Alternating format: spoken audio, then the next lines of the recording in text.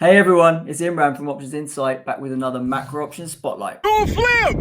Remember, like, subscribe, comment, ask questions. We want to get this stuff passed around so more people learn about options. Go flip! US stocks finally starting to break down as the supportive option flows that we've been talking about get exhausted. We've got OPEX obviously this morning, and so when all these puts that dealers have been short delta against go to zero, guess what? They cover that delta, and therefore once that delta is covered, there's nothing else supporting the market, and then the market starts to trade lower in line with some of these other macro moves that have been going on, as we've said. Europe did hold up better, but does look vulnerable and has started to head south overnight, along with Asia. Most commodities are still heavy. We're seeing gold continuing to grind lower as well into that support zone that we mentioned. But copper did manage to stage a 3% bounce yesterday, although that has faded somewhat overnight as well with Asia weak. But a 3% rally off that $4 level. $4 does seem to be the battleground right now in copper. For now, it's managing to hold. But with what's going on in macro and the dollar creeping higher, I gun to my head, I'm probably a bit more worried about copper to the downside in the short term. Now, volatility-wise, they did reverse. Obviously, vols have been getting slammed post CPI, etc. They popped again. We obviously saw a PPI number that spooked the market a little bit on the inflationary front.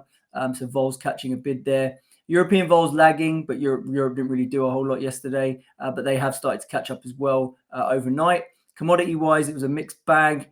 Realized vols obviously in commodities have been coming down, which is why I got quite a lot of positive carry popping up in the likes of gold and oil and silver as well. As that China reopening trade has kind of been faded, but we've seen spot lower in commodities, but vol lower as well. So spot and vol both going down together in commodities. And then in terms of skew, we've seen a big shift higher in skew on the week here, up quite a bit on the day as well, particularly in US indices.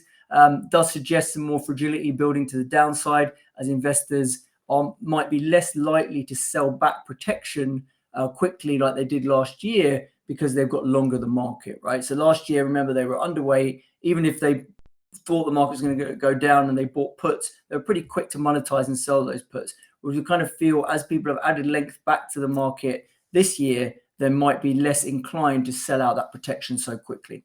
And then in terms of commodity skew, the only call out is that copper skew collapsed and has flipped back into call premium, which is interesting because that's the only one in our commodity set that has done that. Looking at the other asset classes, the dollar did manage to push a bit higher through that 104 area as PPI data came in hot, yields pushing on as well. We do think this move in the dollar could extend another 2-3% higher, and dollar could still be in a downtrend even if it does that. But we do think that pain trend is kind of in process. Bonds had another tough day. TLT getting down to 101.5. We think it might want to test that 100 level before it actually bounces. But in general, we do think picking up longer dated duration around these levels is a sensible trade. We have talked about call spreads on TLT. And then finally, ARC did finally move down along with what bonds are doing. So down 3%. It's been very resilient lately, still up 4% on the week, but kind of starting to catch down with the idea that if yields just keep going higher, these high growth tech names need to react.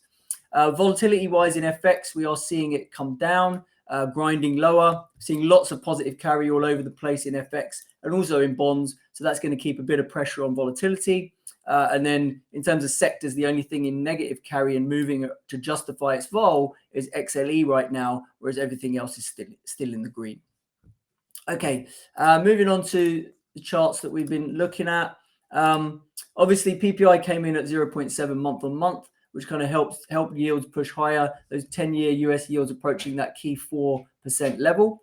Labor market data does continue to show tightness, initial jobless claims falling, and Fed speakers Mester and Bullard were out opening the door for 50 basis point hikes again. And we've now got 18% probability priced in for the market for 50 bips on the March FOMC. And that was from zero a few weeks ago. Equities finally seem to care about the huge push up in yields. Obviously, we've got OPEX rolling off today. The supportive flows that we mentioned are being removed, and the S&P took out 4,100 support that it hadn't done all week. Okay, PPI came in above expectations, 0.7 month on month, helped yields push higher. Again, 10-year US now approaching that key 4% level. Labor market data also showing tightness, initial jobless claims falling, and Fed speakers Mester and Bullard were out opening the door for 50 basis point hikes again as inflation seems to be reaccelerating. So markets are pricing in an 18% probability now for a potential 50 basis point hike in March FOMC. Equities finally seem to be caring about the push up in yields. As we said, OPEX rolls off today. Those Vanna flows, charm flows are kind of reduced, and the S&P taking out 4,100 late in the session, and we are down to around 4060 now. Short covering within tech did seem to reach a bit of a crescendo. So obviously we're saying ARK was dislocating from what yields were doing. The Goldman Sachs data in this chart here shows us that there was a massive spike in short covering. So they look at 12-day period, and it's like the most extreme short covering that we've seen. And also crypto markets look like they're defying gravity. So, we do think there might be a window of weakness next week as all this short covering has been done. And we've got a long weekend as well in the US, which may reduce liquidity. So moving on to the trade idea, Europe. So is it time to fade Europe? If we look at Europe, it's still outperformed the US by a good 10% if we go back to November. Now, the narratives that were kind of driving the European outperformance were China reopening. So, Europe exports to China. Everyone was underweight positioning in Europe, and relative economic data surprises were coming in good in Europe relative to the US. We do think all these factors have been waning.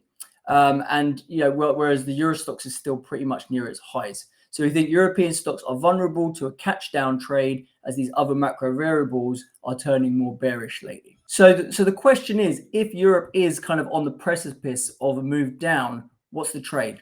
So now the dashboard in Europe is showing buy puts, but that's based on yesterday's closing data where 1 month volatility was at around 15.